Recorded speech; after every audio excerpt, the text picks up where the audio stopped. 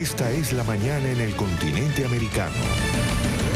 Cuando atardece en Europa y cae la noche en Asia.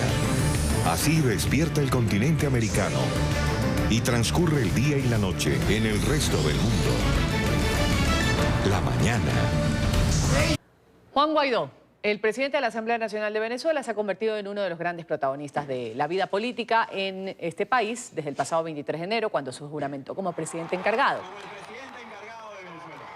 Con el objetivo de encabezar, ha dicho, un gobierno de transición que convoque elecciones libres. Este acto fue tachado como un intento de golpe de Estado por parte de Nicolás Maduro, quien inició el pasado 10 de enero un segundo periodo presidencial cuya legitimidad fue puesta en duda por parte de su oposición por considerarlo fruto de unas votaciones fraudulentas.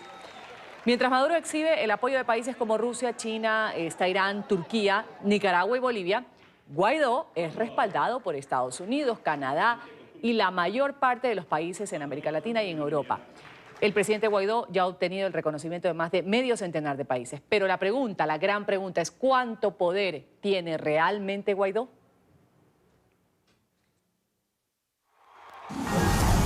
El 23 de enero de 2019 se convirtió en una fecha clave para quienes se oponen al régimen de Nicolás Maduro. Decididos a poner fin a lo que calificaban como un gobierno tirano, se volcaron a las calles en apoyo al presidente de la Asamblea Nacional, Juan Guaidó, y quien ese día, apegado a la Constitución venezolana, se juramentó como mandatario interino luego de que se estableciera que las elecciones que ratificaron al madurismo en el poder para un nuevo mandato habían sido fraudulentas. Más de 15 días han pasado y se mantiene la pugna por el poder en Venezuela. Guaidó ha sido reconocido por unos 50 países, entre ellos Estados Unidos y Canadá. El apoyo a Maduro, en cambio, viene de naciones como Rusia, Irán, Nicaragua y Bolivia, cuestionadas ampliamente por los límites a las libertades y violaciones de los derechos humanos de sus gobernantes. Sin embargo, hasta el momento y ante la falta de respaldo de la alta jerarquía de la Fuerza Armada Nacional y de las instituciones públicas, todavía ampliamente gobernadas por Maduro, la autoridad del mandatario encargado ha estado reflejada en su poder de convocatoria y en los aliados que ha conseguido internacionalmente, que han puesto en marcha acciones para asfixiar al régimen, así como en la designación de nuevos representantes diplomáticos de Venezuela en el exterior. Expertos señalan que su mayor limitación es no controlar ni a los militares ni a los tribunales, pues de esta manera es imposible que pueda ejecutar las decisiones avaladas por el Parlamento. Explican que en este momento no está a cargo de un gobierno que goce de ejercicio pleno de sus funciones, pero insisten en que es el apoyo popular que, como ha quedado evidenciado, lo arropa, y esa aprobación de la comunidad internacional lo que ha ido dejando cada vez más aislado a Maduro, y lo que sigue siendo un peso importante para dar inicio a un periodo de transición. Saludamos a esta hora en Madrid Carlos Malamud, investigador principal de América Latina del Real Instituto Elcano de España. Gracias por estar con nosotros aquí en la mañana de NTN 24, hablando un poco de esta transición que espera comience o ya ha comenzado en Venezuela. Gracias. Nada, un placer. Y lo primero es la movilización versus instituciones, ¿no? Se sabe que un gran porcentaje de la población en Venezuela no está de acuerdo con este segundo mandato de Maduro, pero la realidad es que está en el poder. Tiene entes afines, está el Tribunal Supremo de Justicia, está el Consejo Nacional Electoral. No solo es que él está en Miraflores gobernando.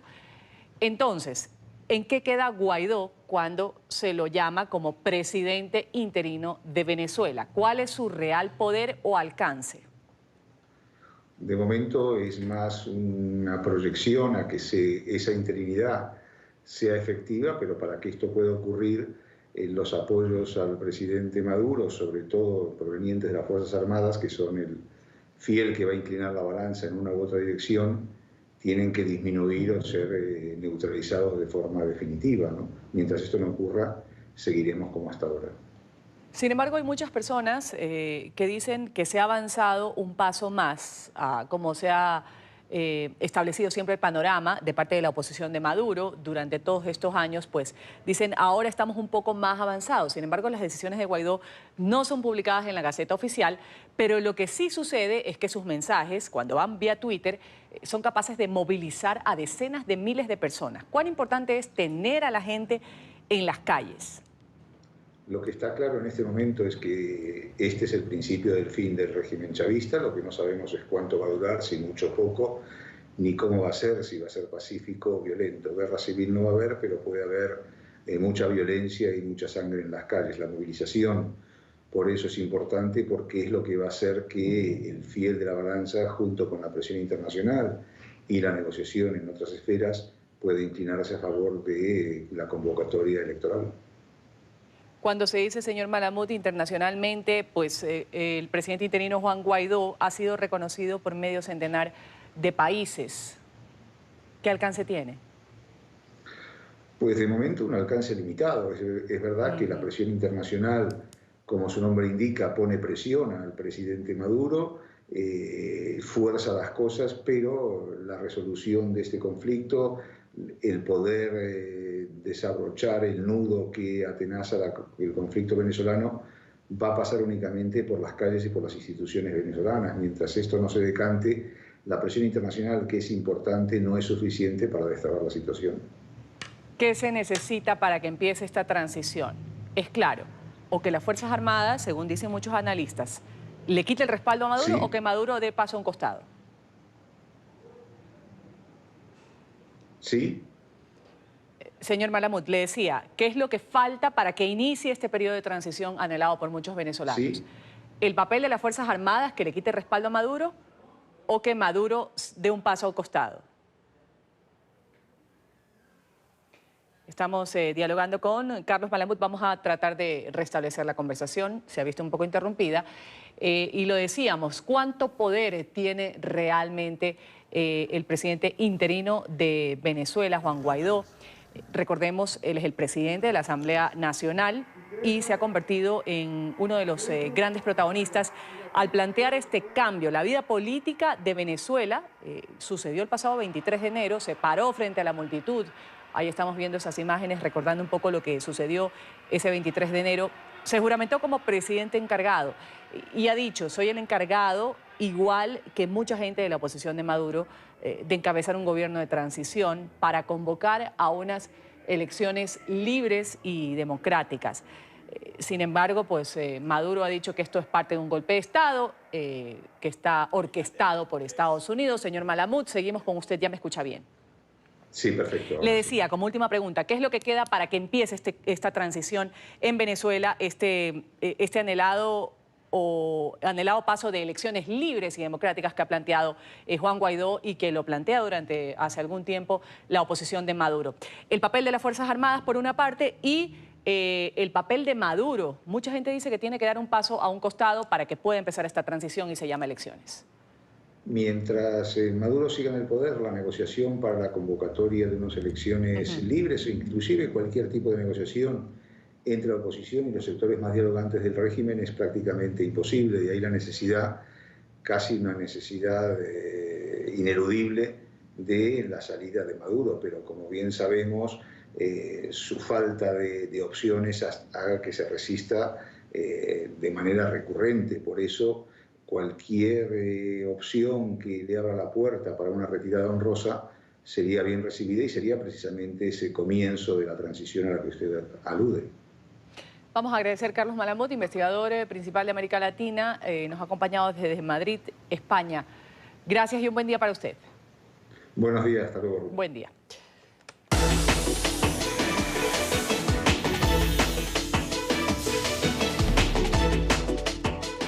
Revisamos inmediatamente lo que es noticia hasta ahora en la Unión Americana.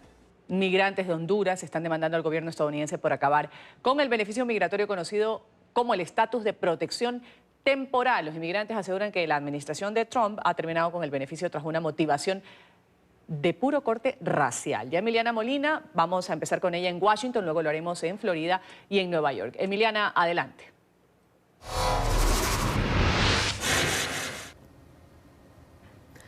Buenos días, así es. Los demandantes dicen que traen pruebas de que la administración Trump canceló el beneficio que les permite vivir y trabajar legalmente en Estados Unidos para cumplir con su meta de deportar a todos los inmigrantes que no son blancos ni europeos. La demanda ocurre la misma semana que cientos de tepecianos llegan a Washington, D.C. para una cumbre de ese beneficio migratorio, donde estarán hablando con legisladores para ilustrarlos sobre el impacto que sufriría Estados Unidos, la economía de este país y las familias que se verán afectadas si ese beneficio es cancelado.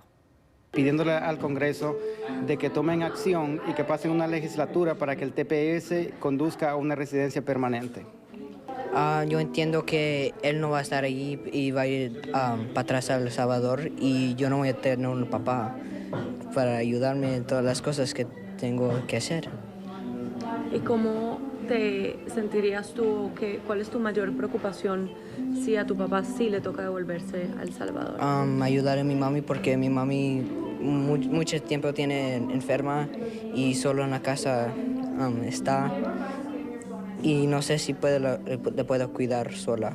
Nosotros pedimos a los congresistas que por favor se toquen su corazón. Ellos tienen hijos, tienen familia. No creo que les gustaría separarse de sus hijos ni siquiera por un día, o que alguna persona venga y trate de decirle, oh, tú te vas y tus hijos se quedan. Yo pienso que por favor tóquense sus corazones, que somos bastantes y son bastantes niños, hijos nacidos de tepecianos, y por favor ayúdennos. Hoy a las 9 de la mañana, decenas de beneficiarios de TPS con sus hijos nacidos en Estados Unidos marcharán desde la Casa Blanca hasta el Congreso en una manifestación simbólica para alzar su voz y así lograr hacer a los legisladores caer en cuenta que estas decenas de personas necesitan un camino a la residencia lo antes posible. Esta es toda la información que tenemos desde Washington. Emiliana Molina, regreso al Centro Internacional de Noticias. Emiliana, gracias por ese reporte. El gobierno de Estados Unidos está insistiendo en que la organización terrorista Estado Islámico está próxima a ser derrotada. Tanto así que el presidente Trump ha ordenado el retiro de las tropas estadounidenses desplegadas en Siria para combatir a esta organización criminal. Sin embargo, Naciones Unidas ha emitido una alarma completamente opuesta al discurso que se da desde Washington. Nuestro periodista Alejandro Rincón con la noticia. Alejandro, un buen día.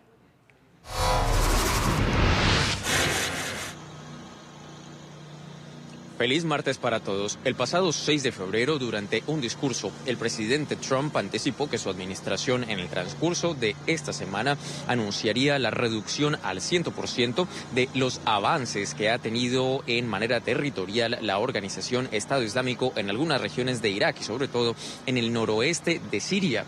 Con ello, reforzó además su argumento sobre esta causa, en el que ha insistido que ISIS ya está derrotado y además, como consecuencia de esta teoría, ha reforzado el por qué ordenó el regreso de las tropas de los Estados Unidos de territorio sirio. En las últimas horas, en la ciudad de Nueva York, el Consejo de Seguridad de Naciones Unidas, cuya misión esencial es proteger la paz y seguridad internacionales, tuvo una sesión de evaluación precisamente sobre esta organización terrorista, Estado Islámico. Y allí, los principales expertos en materia de antiterrorismo de la Organización de Naciones Unidas presentaron una perspectiva completamente opuesta a este concepto planteado por la administración Trump. Estado Islámico todavía es una amenaza para la seguridad internacional. De todas las organizaciones terroristas en el mundo, ISIS sigue siendo la que probablemente podrá organizar ataques complejos, y su determinación continua para socavar los esfuerzos de estabilización continúa alimentando las tensiones sectarias, y es una gran preocupación. A pesar del trabajo y de las actividades de las células de ISIS, su liderazgo central retiene e influencia y mantiene un rol importante en avanzar en los objetivos del grupo. Estos dos expertos de la Organización de Naciones Unidas también advirtieron que el principal reto que enfrenta ahora mismo toda la comunidad internacional es neutralizar a los denominados combatientes extranjeros, aquellos que en algún momento viajaron a Siria o Irak para entrenar con Estado Islámico y regresaron a sus países de origen con el objetivo de adelantar algún tipo de ataque inspirado en esta organización criminal. Además, se ha ha advertido que la comunidad internacional debe fortalecer sus estrategias para neutralizar el reclutamiento de combatientes de esta organización. Se estima que actualmente entre 14.000 y 18.000 personas todavía siguen siendo parte de esta organización. Es la información que tenemos para ustedes por ahora. Continúen con más en el Centro Internacional de Noticias. Gracias, Alejandro, por ese reporte. Arrestada en Florida una madre sospechosa de matar a su hijo de 3 años en Nevada. En 1986, en su momento, ella le echó la culpa al padre del niño. Esta mujer ahora tiene 60 años, se encuentra en una cárcel del condado de Palm Beach, luego de que en diciembre pasado las autoridades de Florida y de Nevada emitieran una orden de arresto en su contra. Paola Serna tiene la historia. Paola, un buen día. Hola, ¿qué tal? Muy buenos días. La desaparición en el año 1986 del menor de 3 años de edad, Francis John Pierre, conmocionó al estado de Nevada. Él desapareció justo cuando estaba en compañía de su madre y su entonces padrastro. La mujer, Amy Luster, de 60 años, fue detenida por las autoridades de Palm Beach, donde aparentemente vivía desde hace varios años. Esta fue una investigación de las autoridades federales de por lo menos 2 años que lograron dar con el paradero de esta mujer. Los hechos que ocurrieron hace 32 años pues marcaron a la historia de los hechos criminales en el estado de Nevada, y es que el menor, al encontrarse al lado de su madre, como ella declaró, y de su padrastro, aunque fue denunciada la desaparición, ambos pidieron no publicar ningún tipo de fotografías, esto diciendo que pudiera generar sensacionalismo dentro de la prensa. Esto inmediatamente llamó la atención y por supuesto empezaron a ser algunos de los principales sospechosos. Ambos, tanto esta mujer, Amy Luster, como su exnovio, acusaban al padre biológico del menor de haberlo robado y habérselo llevado a Haití,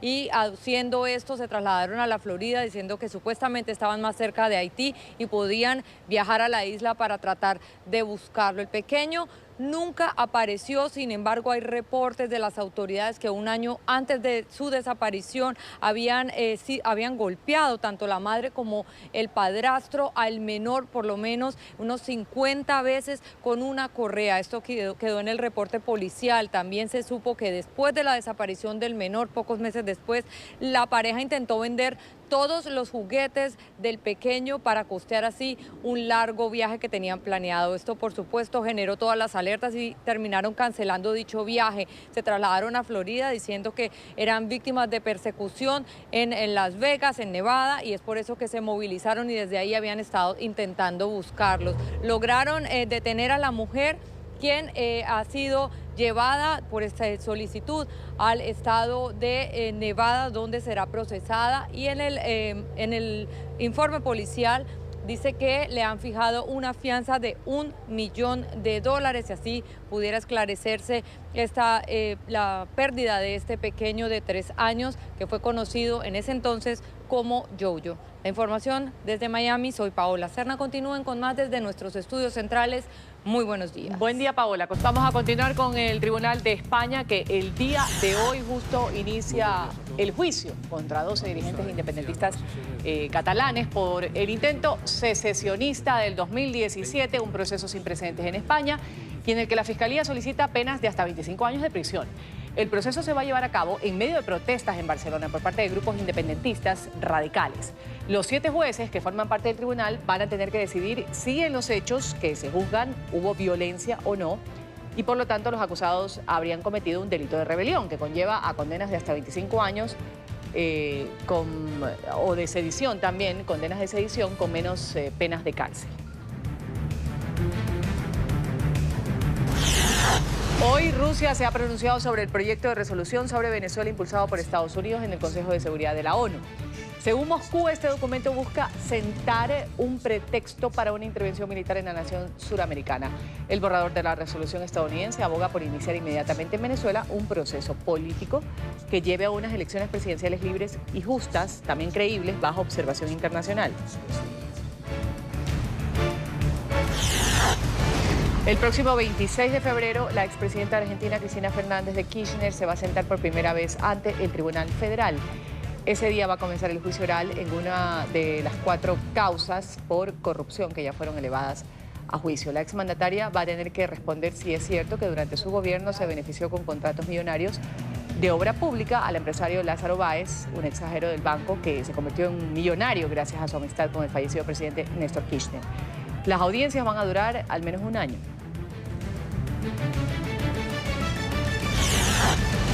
La Sociedad Interamericana de Prensa ha condenado el asesinato del periodista Jesús Eugenio Ramos Rodríguez, uno de los comunicadores más reconocidos de México. La CIP solicitó al gobierno de Andrés Manuel López Obrador garantizar su promesa de fortalecer las medidas de protección y seguridad para los periodistas. Este locutor ha sido atacado en un restaurante mientras desayunaba en el estado de Tabasco. Es el segundo reportero asesinado en México este año.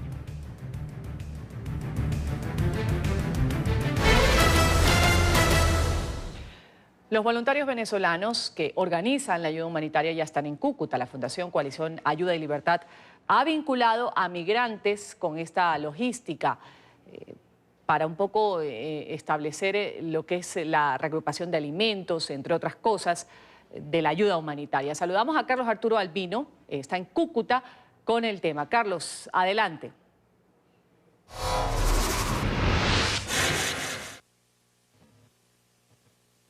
Transmisión especial en este cubrimiento especial de NTN 24 referente a la ayuda humanitaria que ha llegado a los Estados Unidos ya hace varios días y que continúa represada en el puente Tienditas, puente de la Unidad, debido a que Nicolás Maduro tiene represada o tiene bloqueado este puente. Vamos a conversar con personas que están a esta hora llegando, se espera que en los próximos días. Hola, mi señora, ¿cuál es su nombre y apellido? ¿Para dónde va? Maribel Guerrero, va a Cúcuta. ¿De dónde viene? De Venezuela, Maracay. ¿Y para dónde va? Para Cúcuta. ¿Se va del país o va a visitar? No, voy a visitar a mi prima Castellana. ¿Qué pasa en Venezuela? Le pido que me acompañe así. No, claro que estamos muriendo de hambre. Bien, vamos. Es lo que dice la niña. Es lo que dice la niña a esta hora. ¿Y usted está de acuerdo con la ayuda humanitaria llegue a Venezuela? Sí. No, es que a mí me atacan los nervios, no me hagan esa pregunta. Muchísimas gracias. Ahí espontáneamente su hija pequeña dijo que solamente se están muriendo de hambre, van cruzando de Maracay a Cúcuta. Vamos a seguir conversando con las personas a esta hora que se encuentran acá. Hola, mi señora, ¿cómo le va? Muchas personas. Esta es la entrada hacia Cúcuta, en los que las personas estamos justamente en la línea limítrofe entre Venezuela y Colombia. Mi señora, ¿cómo le va? ¿Cuál es su nombre y apellido? Bien, muchas gracias. Muchas personas tienen temor. Recordemos que ahí del lado venezolano hoy hay manifestaciones a esta hora por parte de los venezolanos dirigidos por el presidente interino Juan Guaidó, quienes hoy han marchado. Hola, mi señor, ¿cuál es tu nombre? Alfredo Barreto. Alfredo, te pido que me ayudes con la cámara que está de aquel lado. ¿De qué parte de Venezuela eres? De Maracay. ¿Hoy qué haces acá? Yo me dirijo a Bogotá. ¿Te vas del país hoy? Sí. ¿Por qué? No, yo trabajo allá en Bogotá hace un año y estoy trabajando allá y dejé a mi hija en Venezuela por unos papeles de fecha de nacimiento, pero... ¿Por qué no quedarse en Venezuela? Por la crisis, está muy fuerte. ¿A quién dejó en Venezuela? A mi hija pequeña de 3 meses y a mi esposa y a mi mamá. ¿Piensas traérselo en el momento o piensas volver a Sí, Venezuela? claro. Sí, me lo pienso traer ya a mitad de año.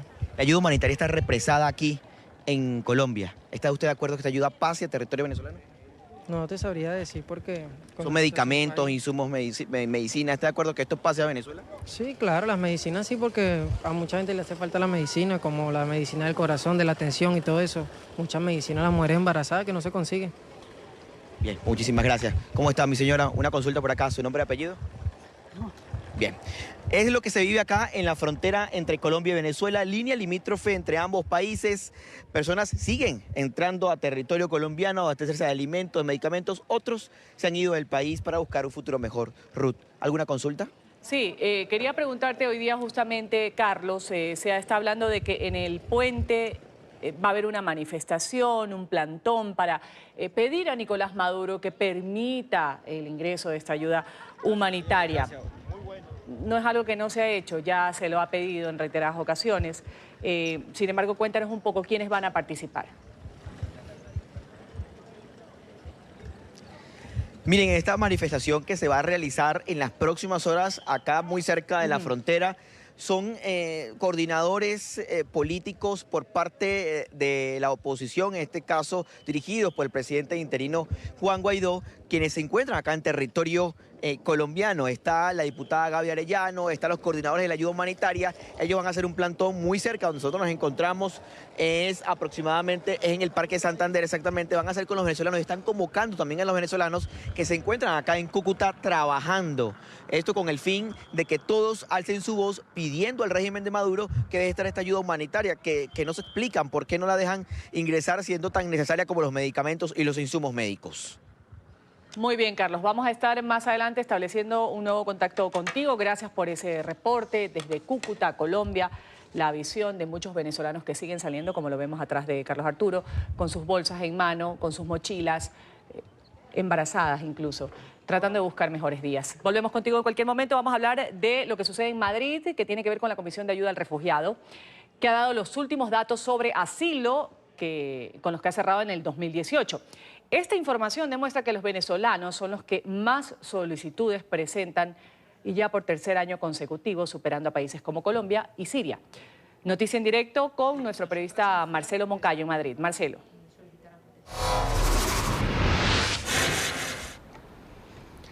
Hola, ¿qué tal? Un cordial saludo para todos ustedes en la mañana, amigos televidentes. De este día muy temprano, la Comisión Española de Ayuda al Refugiado presentó las últimas cifras registradas en España en materia de asilo y refugio. Cifras que demuestran que solo 1 de cada 4 solicitudes presentadas por los migrantes que llegan a este país es aceptada.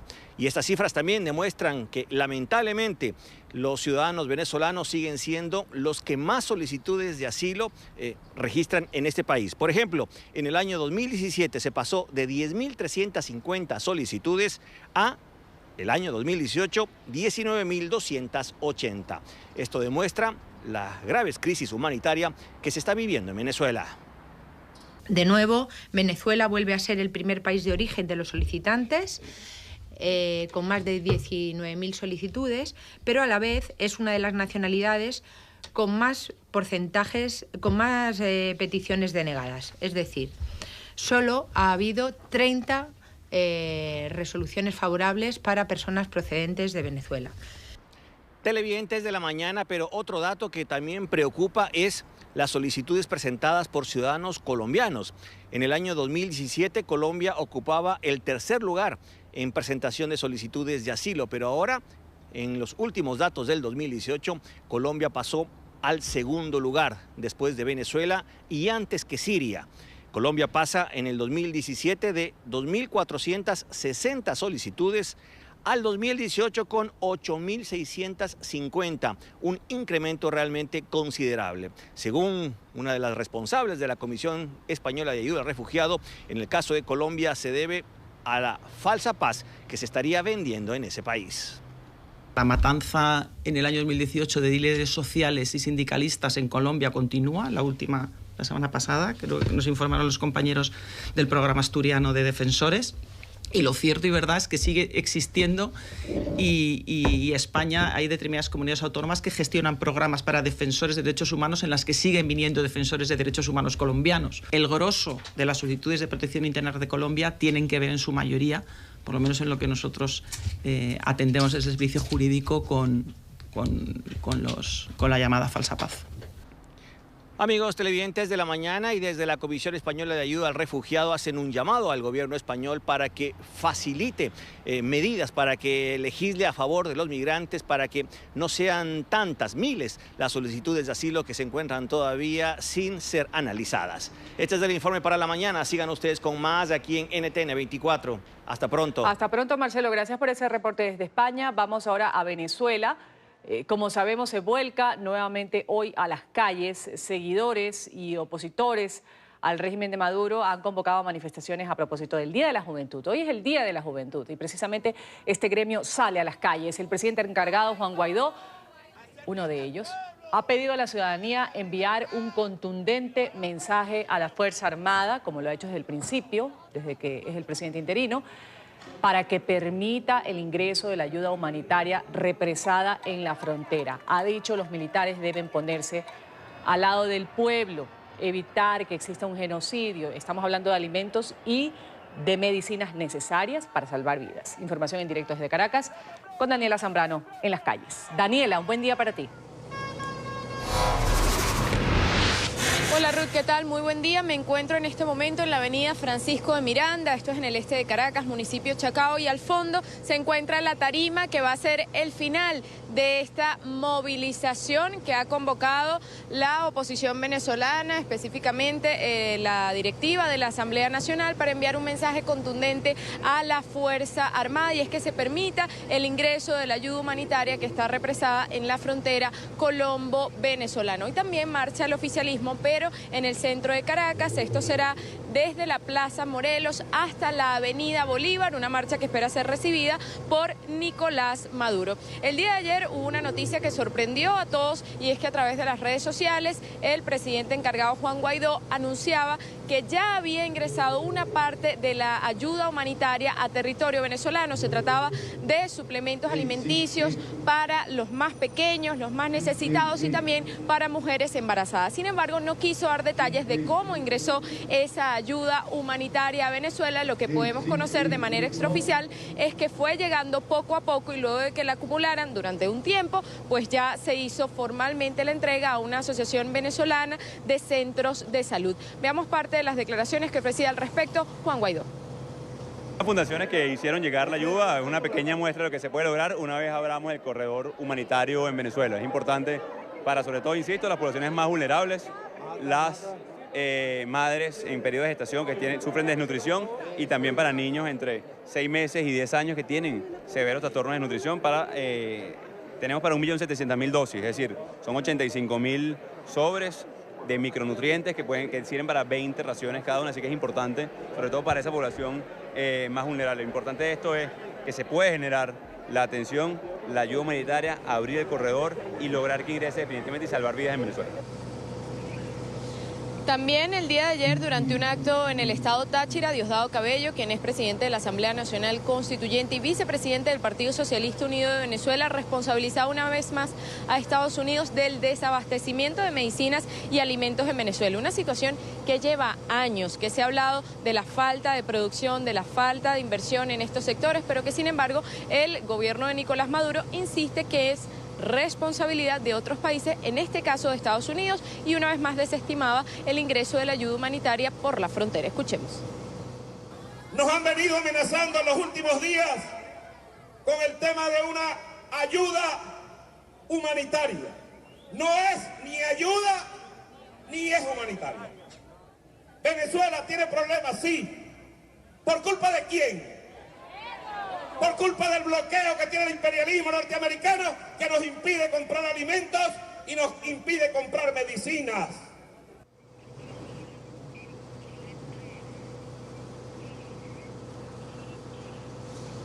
Esta movilización opositora está convocada para las 10 de la mañana, hora local. Los puntos de concentración son 6, la mayoría en el este de Caracas, y culminará acá en la avenida Francisco de Miranda, donde se espera, por supuesto, el discurso de algunos diputados, dirigentes políticos y de Juan Guaidó, presidente encargado de Venezuela. Como lo decíamos al principio, el mensaje que se quiere enviar hoy es a la Fuerza Armada, que permita el ingreso de la ayuda humanitaria. Lo que ingresó es poco en comparación con lo que se necesita, lo hemos venido reportando en las últimas semanas. Hay entre 250.000 y 300.000 pacientes crónicos que dependen de esa ayuda para poder sobrevivir. Ruth. Claro, Daniela, gracias por ese reporte. Día de la Juventud, día de marchas en Venezuela. Te envío una buena taza de café para que estés informándonos correctamente como siempre.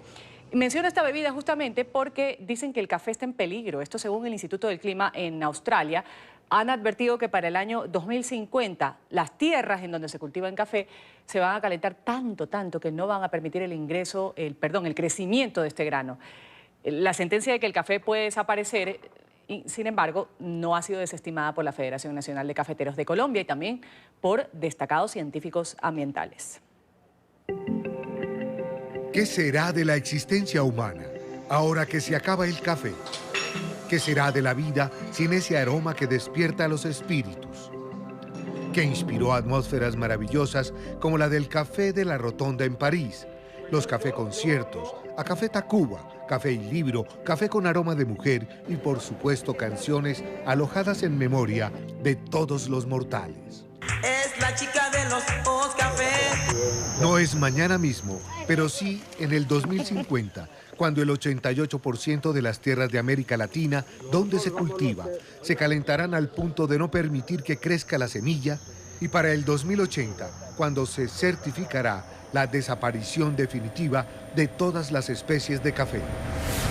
Esto no es una cosa que le debería dejar la cadena del café a solamente los países productores, sino un trabajo colaborativo entre todos para ver cómo somos capaces de generar unas semillas de café, unas plantas de café que tengan desde el punto de vista genético la capacidad de adaptarse a estos cambios climáticos. Estas sentencias son resultado de sesudas investigaciones del Instituto del Clima de Sydney, Australia, y del infalible Jardín Botánico Real de Kew, en Londres.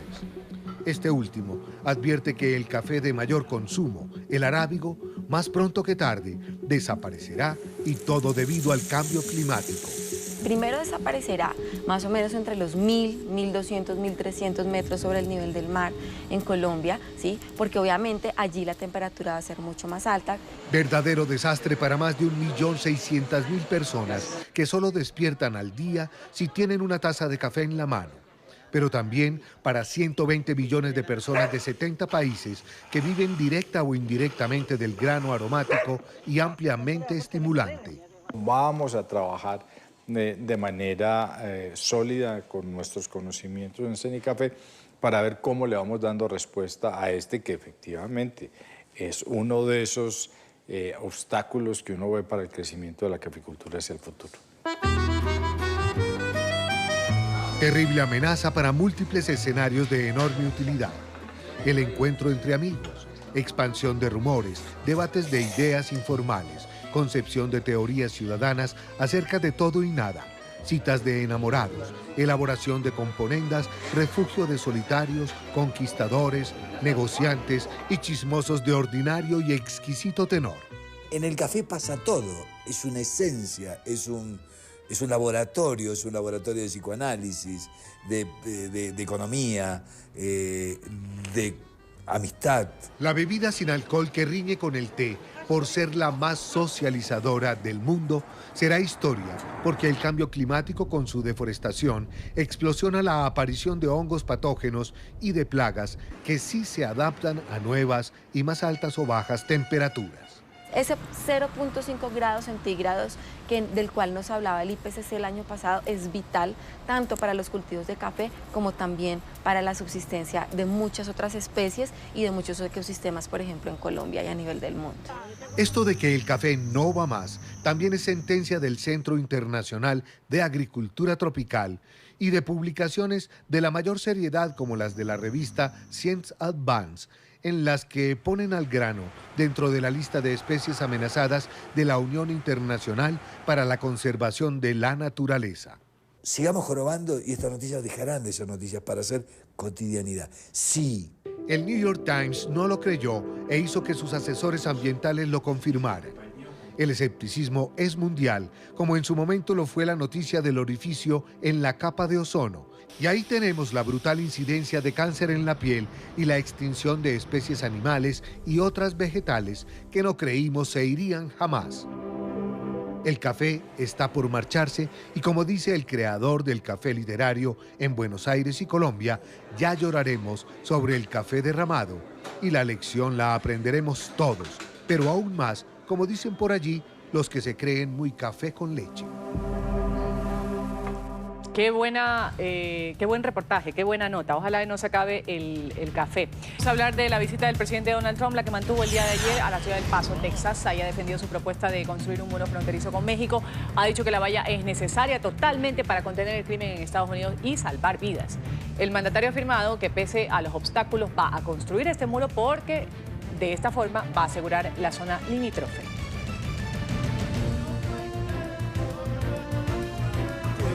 No sé si saben, hoy empezamos un muro hermoso en el Río Grande, justo en el Río Grande.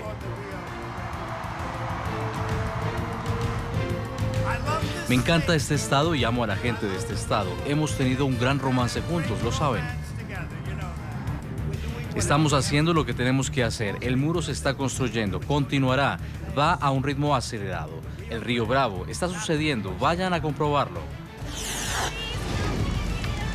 En varias ocasiones, el presidente Trump ha criticado al excongresista demócrata Beto O'Rourke, quien ha liderado una protesta justamente para rechazar la afirmación del presidente de que El Paso, este sitio, era una ciudad muy peligrosa y que se necesitaba un muro fronterizo para protegerla.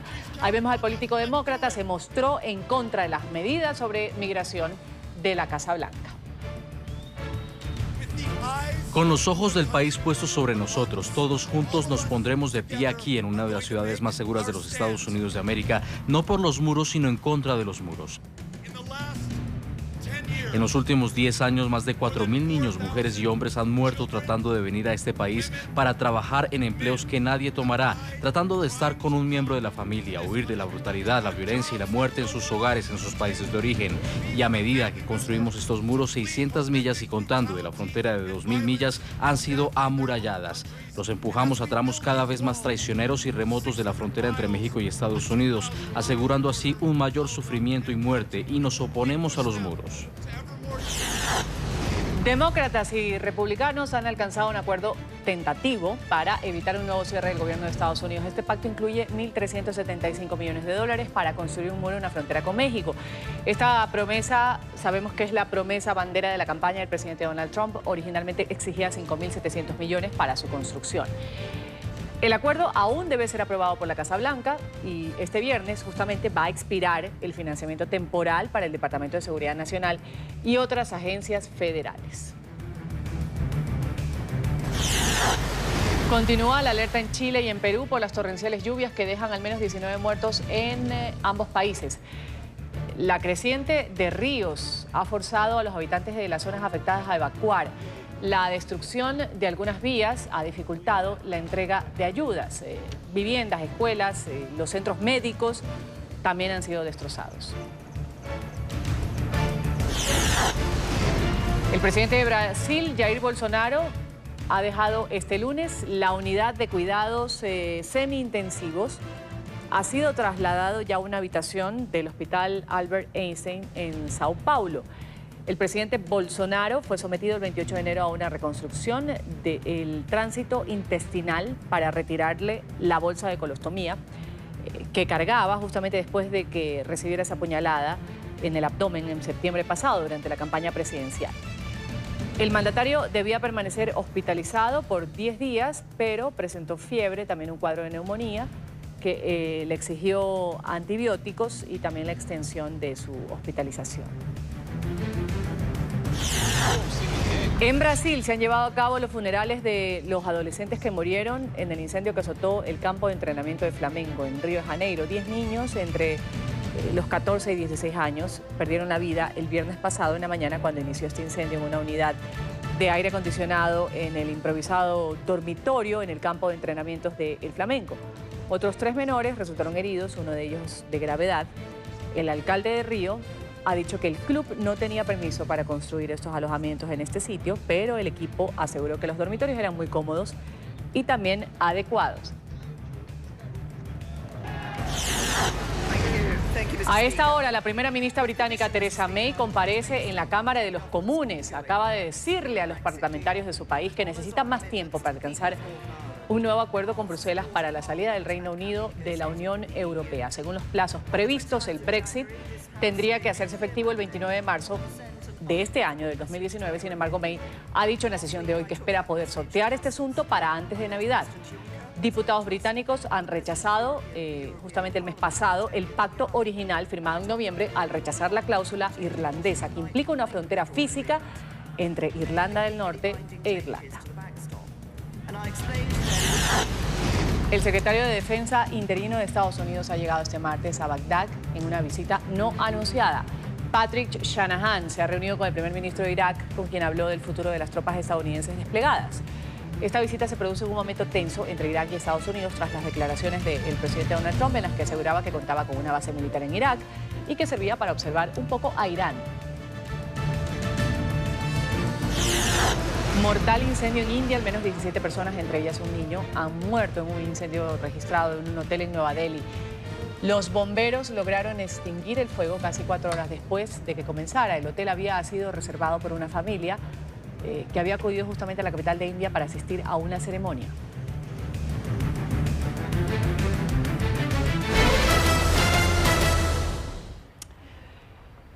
El proceso de deliberaciones del juicio por narcotráfico contra Joaquín El Chapo Guzmán llega a su día número 6. La jornada del día de ayer concluyó sin un acuerdo unánime sobre la culpabilidad del señalado como líder del cártel de Sinaloa en 10 cargos.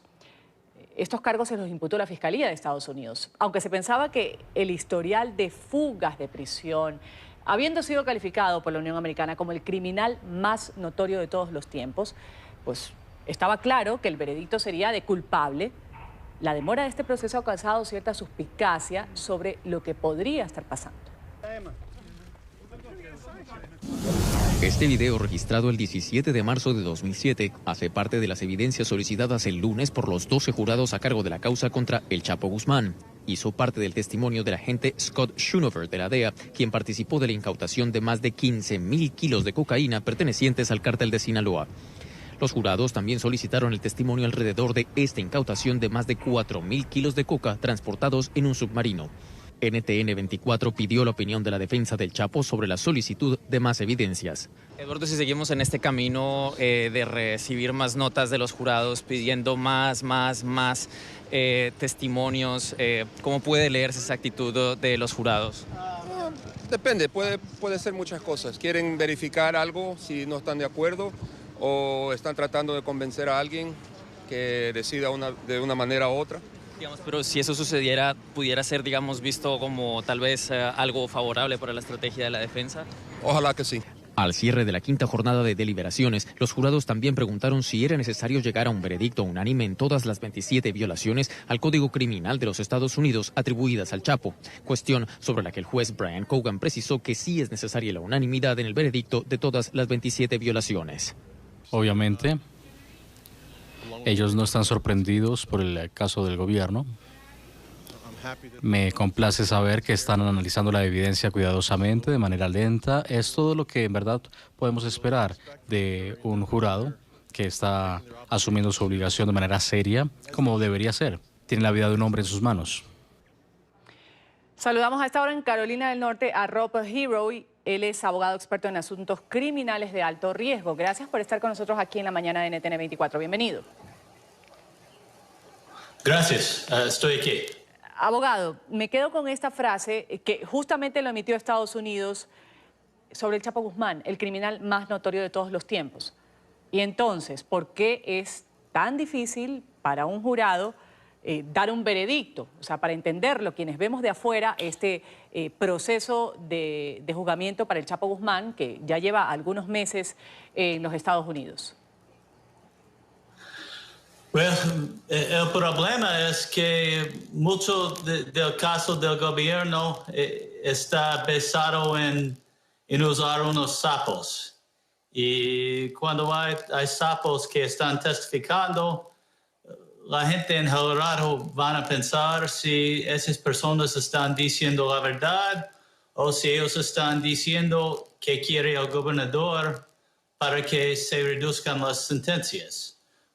Pero hay dos posibilidades, porque ha sido más o menos una semana y no hay resueltas. Es posible que el jurado, ellos están de acuerdo sobre unos cargos, pero hay diferencias sobre otros cargos, porque hay un cargo que está relacionado a asesinar, y parece que ellos han pedido mucha evidencia sobre ese cargo.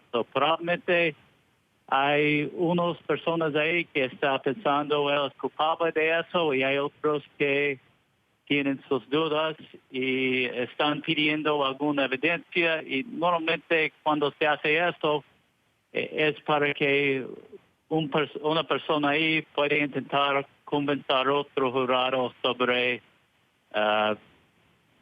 si él es culpable o no.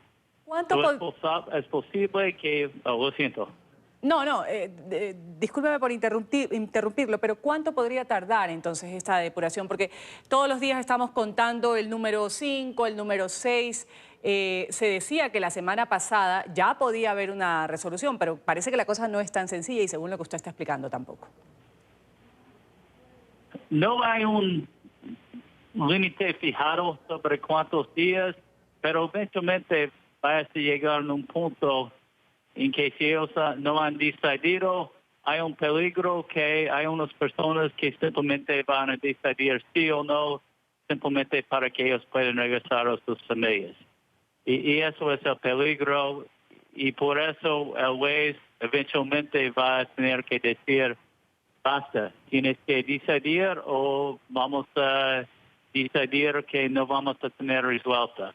Pero también es posible que ellos pueden llegar a una resuelta a unos cargos, pero no en otros. Y 2 semanas es probablemente más o menos el límite. Claro. ¿Cuán difícil, y le pregunto a usted como abogado experto en asuntos criminales de alto riesgo, cuán difícil es integrar este jurado, ser esta persona o una persona de este grupo de gente que va a juzgar y a tener un veredicto del Chapo Guzmán? Se ha conocido en las últimas horas que funcionarios de la Corte revelaron que los alguaciles realizan simulacros de participación obligatoria con ataques de armas de fuego dentro del juicio. O sea, una cosa hipotética que podría suceder dentro del juicio de uno de los señalados como criminales más peligrosos de la historia, el Chapo Guzmán. ¿Qué significa ser parte del jurado? ¿Cuán peligroso es? Bueno, el problema que tiene el gobierno es que hay personas que están muy altos y personas como el Chapo nunca tocan las drogas ni el dinero, so ellos no van a tener evidencia directa y se va a necesitar testimonio de otras personas bastante importante para comunicar con él. Y eso es el problema, que si ellos tienen que tener otro juicio, tiene que reunir toda esa gente otra vez. Pero eso no es tan difícil porque las personas que están testificando contra el Chapo, esos son personas que necesitan la ayuda del gobierno para proteger su vida y proteger su familia. So, ellos están obligados para testificar otra vez si es necesario. No tienen otra opción ellos. Vamos a agradecer Rob Hero, él es abogado experto en asuntos criminales de alto riesgo. Muchas gracias por haber estado con nosotros hablando sobre el juicio del Chapo Guzmán, aquí en la mañana de NTN 24, deseándole un buen martes. Muchas gracias a usted. Buen día. Un buen día. Vamos a continuar este recorrido informativo en Haití, que ha vuelto a ser escenario de manifestaciones para exigir la salida del presidente Jovenel Moïse. Varios informes de la administración mala que ha tenido, según dicen, posible malversación de fondos en esta empobrecida nación caribeña han causado nuevos brotes de violencia en las protestas. Así se veían el lunes las calles de Puerto Príncipe, en Haití, en el 5º día de protestas que piden la salida del presidente Jovenel Moïse.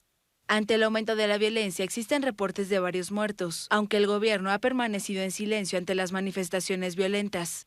El lunes, cientos de jóvenes de los barrios más pobres de la capital marcharon hacia Pétionville, la zona más rica de la ciudad. La policía les lanzó gases lacrimógenos para detenerlos. Las autoridades también frustraron un ataque a un banco que dejó varios heridos y al menos 5 arrestos. En algunos lugares, hombres jóvenes levantaron barricadas y capturaron a transeúntes para pedir rescate. Hubo algunos saqueos, pero los comerciantes fustigaron únicamente al presidente Moïse, a quien culpan de la falta de trabajo y del hambre de la gente. Los manifestantes exigen la renuncia del presidente por la malversación de al menos $2.000 millones del programa Petrocaribe, bajo el cual Venezuela suministró petróleo a Haití a precios reducidos durante años. Además, según un informe, una empresa de Moïse habría sido beneficiada con fondos para construir una carretera, para la que nunca firmó contrato. Un grupo de mediación compuesto por un alto funcionario de la ONU, los embajadores de varios países, la Unión Europea y la OEA, hicieron un llamado a los políticos haitianos para iniciar un diálogo y lamentaron la pérdida de vidas y los daños causados por las protestas. Viéndoles, como siempre, su sintonía con el Canal de las Américas.